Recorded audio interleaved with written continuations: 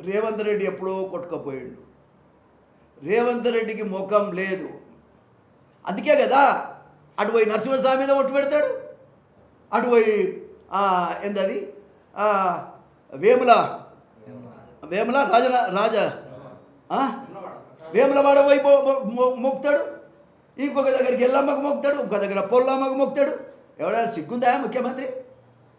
అంటే నీ మాట మీద ప్రజలకు నమ్మకం పోయింది కాబట్టి దేవుని పేరు చెప్పి మళ్ళీ అట్లా కూడా దొంగతనం, అదో రకమైన దొంగతనం, అదో రకమైన బ్లాక్మెయిలింగ్, దేవుళ్ళ పేరు మీద ప్రజల్ని మోసం చేసే విధానం.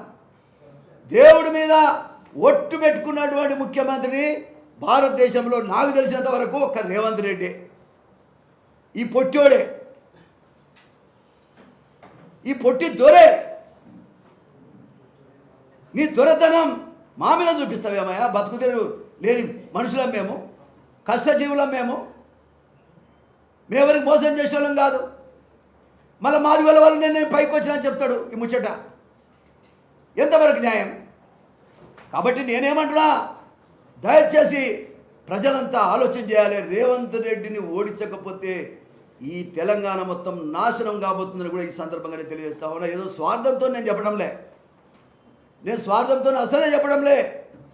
నేను మళ్ళొకసారి చెప్తున్నా, నా చావు అనేటువంటిది నిజంగా చెప్పాలంటే వాస్తవంగా నేను రోజు అన్నం తింటలేను, నిద్రపోతలేను, ఎప్పుడైనా నా చావు జరగవచ్చు.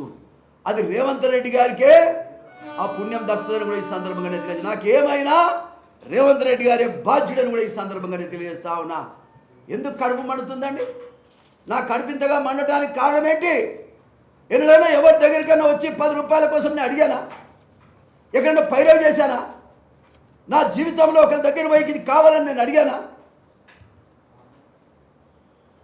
ఆశపడకుండా బతుకమన్నాడు ఎన్టీ రామారావు గారు నాకు.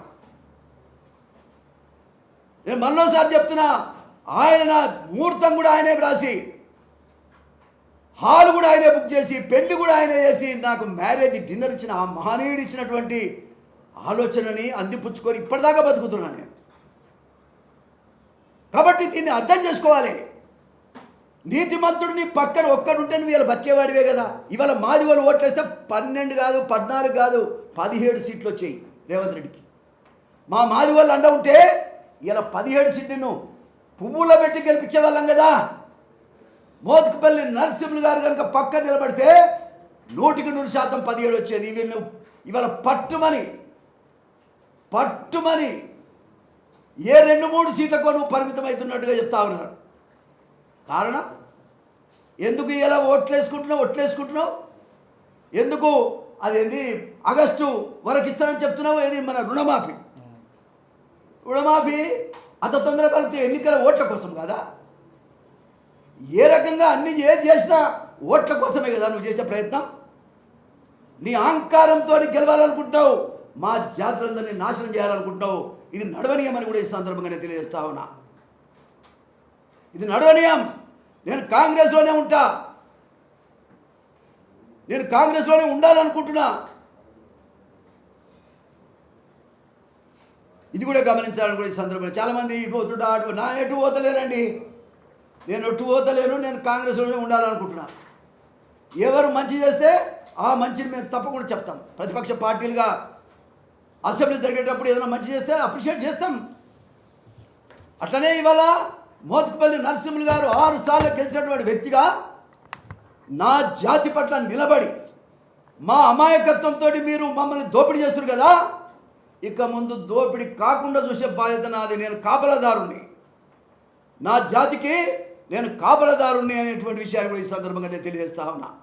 నా ఒక్క మాదిగలకే కాదు, బడుగు బలైన వర్గాలకు కూడా అండగా ఉంటున్నో లేదో ఒకసారి ఆలేరులో మీరు తెలుసుకోండి.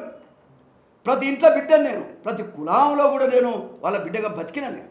లేకపోతే ఎవడన్నా గెలుస్తాడా 6 సార్లు కంటిన్యూగా? ఎవడన్నా గెలుస్తాడా ఇండిపెండెంట్గా? దళితుడు, మాదిగోడు. కాబట్టి ఒకరికి అన్యాయం చేసే మనిషిని కాదు నేను. ఎవరికి కష్టం వచ్చినా స్పందించే మనిషిని.